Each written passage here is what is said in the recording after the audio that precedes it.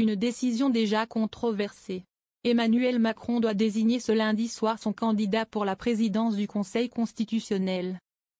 Richard Ferrand, macroniste de la première heure, fait figure de favori pour remplacer Laurent Fabius à la tête des Sages.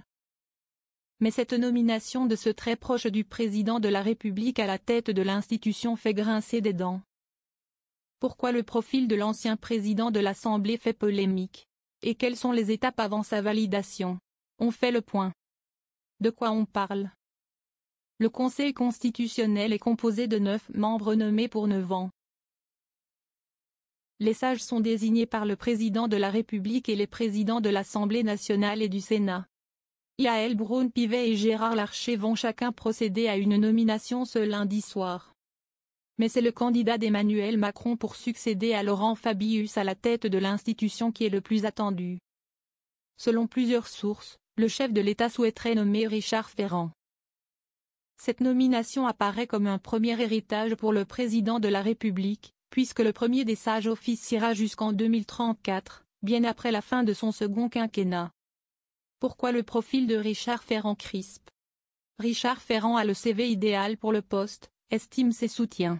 L'ex-député du Finistère a été fugace ministre de la Cohésion des Territoires en 2017 avant de devenir président de l'Assemblée nationale. Un poste prestigieux, qui avait été également occupé par l'actuel président du Conseil constitutionnel Laurent Fabius et son prédécesseur Jean-Louis Debré. Mais ce choix est déjà très critiqué par les oppositions, de la gauche au Rassemblement national. Cette nomination fait vraiment copinage, on place les copains qui n'ont pas été réélus en 2022, soupire le député RN Alexandre Sabatou. Ce qu'on regrette, c'est que le Conseil constitutionnel soit aujourd'hui instrumentalisé pour faire de la politique, au-delà de son rôle du contrôle des lois, ajoute-t-il auprès de 20 minutes. Le Conseil constitutionnel est régulièrement critiqué par la gauche, le RN et une partie de la droite, qui lui reproche de s'arroger trop de pouvoir et de prendre des décisions politiques. Sur la dernière réforme des retraites, ou encore le projet LR de référendum sur l'immigration. Pourquoi ce poste est-il crucial pour 2027? Le Conseil constitutionnel a notamment la charge du contrôle de conformité de la loi à la Constitution. Alors que certaines mesures du programme RN sont jugées anticonstitutionnelles par certains spécialistes, la présidence de l'institution pourrait avoir un rôle primordial à jouer, à 2 ans d'une élection présidentielle incertaine. Sur le fond, il faut effectivement des gens capables de résister à un changement de régime.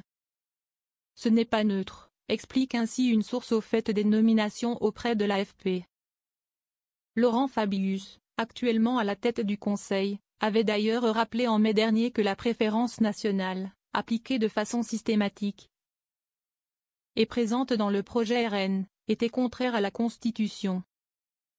Qu'est-ce qui va se passer? Je ne vois pas ce qui pourrait s'opposer à ce qu'il soit désigné, a commenté dimanche sur Radio J le président du groupe centriste au Sénat, Hervé Marseille. Richard Ferrand, qui se tient publiquement éloigné de la politique depuis bientôt 3 ans mais reste proche de l'Élysée, devra encore passer le cap du Parlement.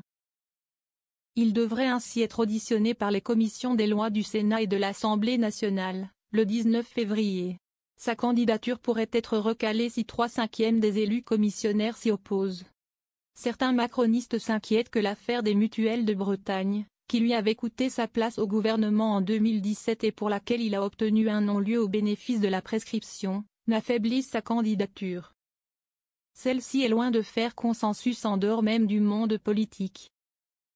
Dans une tribune au Monde, les universitaires Dominique Chagnollo et Jules Lepoutre regrettent que le profil de Richard Ferrand ne s'intègre ni dans une exigence de compétences techniques ni dans une impartialité, objective comme subjective, le plaçant au-dessus des contingences politiques.